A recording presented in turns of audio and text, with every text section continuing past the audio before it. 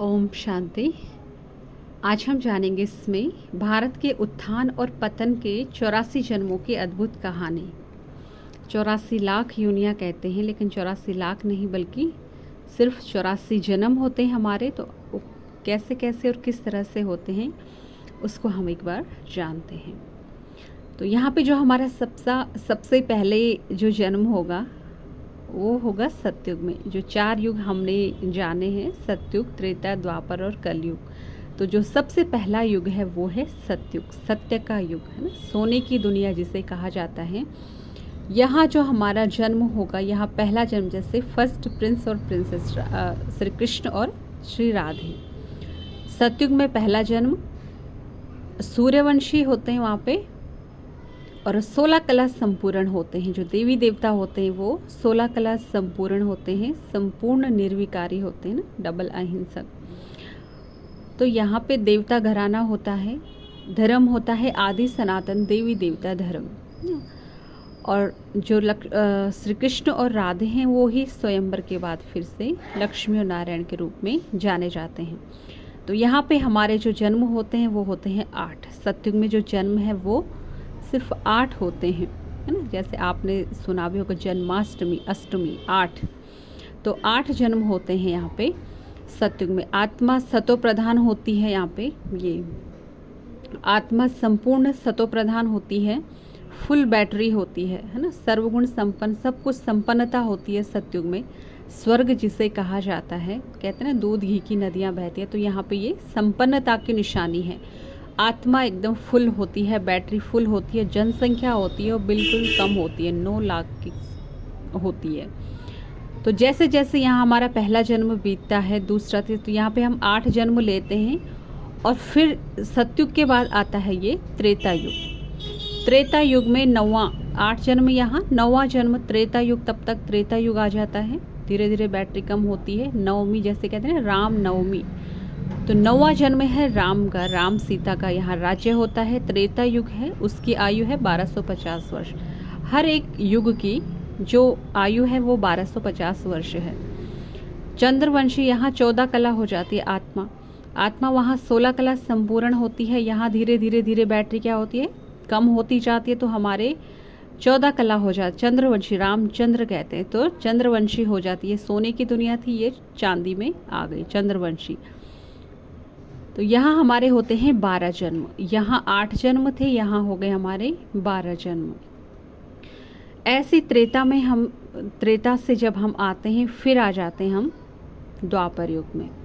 यहाँ भी एक धर्म था, संपन्नता थी, जैसे स्वर्ग में होता है। ये सारा ही स्वर्ग इसको कहा जाता है, सतयुग त्रेता को स्वर्ग कहा जाता है ना। उसके बाद यहाँ द्वापर में आते हैं, तो जो यहाँ देवी देवता थे, यहाँ तो किसी की पूजा नहीं करती, क्योंकि स्वयं ही देवी देवता थे।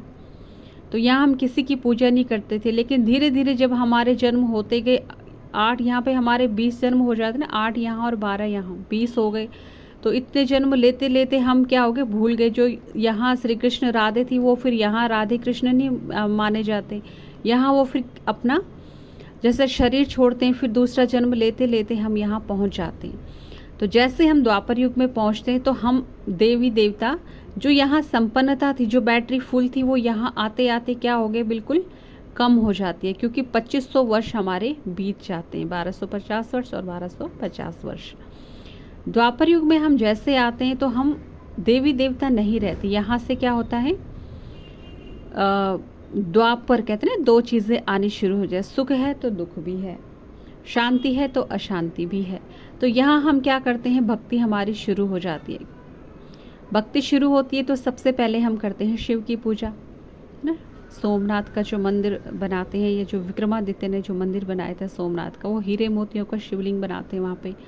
तो द्वापर युग में क्या हो जाती है, भक्ति शुरू हो जाती है। यहाँ पे एक कृष्ण की पूजा शुरू हो गई है। तो यहाँ कभी स्वयं श्री कृष्ण थे, लेकिन यहाँ पे फिर क्या कर दी हमने, पूजा शुरू कर दी, है ना। जैसे कहते हैं कि आप ही पूज्य आप ही पुजारी। खुद यहाँ पूज्य थे और फिर यहाँ आते आते हम फिर से अपनी ही पूजा करने लग जाते हैं।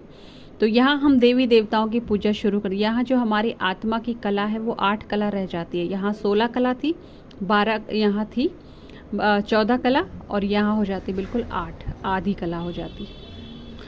यहाँ हमारे 21 जन्म होते हैं। द्वापर युग में 21 जन्म हमारे होते हैं। यहाँ हम जो हमारी आत्मा है वो आधी हो जाती है, मतलब आधी मतलब उसकी जो बैटरी आधी हो जाती है। यहाँ फुल थी सतो प्रधान, धीरे धीरे करते करते ये यहाँ पे रजो प्रधान हो गई है। इसी तरह से जब यहाँ से हम कलयुग में आते हैं, जन्म लेते लेते कलयुग में अब हम पहुँच गए। तो कलयुग में आते ही हम क्या करते हैं, फिर यहाँ तो हम सिर्फ देवी देवताओं की पूजा करते हैं, यही से भक्ति मार्ग शुरू होता है। तो कलयुग में आते आते हम 5 तत्वों की भी पूजा शुरू कर देते हैं, क्योंकि दुख बढ़ता गया, धर्म आते गए, जनसंख्या बढ़ती गई, तो क्या हो गया, अलग अलग धर्म, तो फिर अशांति फैलती गई, उतने लड़ाई झगड़े ये सब शुरू हो जाते। एक बोलता हमारा धर्म अच्छा, इधर अलग अलग, मतलब जितने धर्म उतनी बातें। तो यहाँ पे जब हम कलयुग में आते हैं तो कलयुग में हम 5 तत्वों की पूजा शुरू कर दें, पानी की, हवा, जल, वायु, पृथ्वी, अग्नि और आकाश जो भी हैं। तो 5 तत्वों की पूजा हम यहाँ पे शुरू कर देते हैं। यहाँ पे हमारे जन्म होते हैं 42 सबसे ज़्यादा, क्योंकि यहाँ जो हमारी आयु है उसका कोई भरोसा नहीं होता, हमारा अल्पकाल होती है, किसी भी समय मृत्यु हो जाती है, चाहे बच्चा जन्मते ही भी मर जाता है और कोई 100 साल भी जीता है। तो कलयुग कहा जाता है कलह कलेश का युग। तो इस तरह से ये हमारे उत्थान और पतन की कहानी है। यहाँ हम सोने की दुनिया थी और यहाँ आते आते बिल्कुल कलह कलेश काला युग बन जाता है, जो लास्ट में फिर परमपिता परमात्मा शिव बाबा आते हैं, आकर के फिर से नया एक, फिर से हमें ऐसा बनाते, हमें याद दिलाते हैं कि बच्चे तुम क्या थे, देवी देवता थे, अब फिर से ऐसे बनना है, ऐसे संस्कार धारण करने हैं। तो इस तरह से ये हमारे 84 जन्मों की ये सीढ़ी के रूप में जो दिखाया गया है।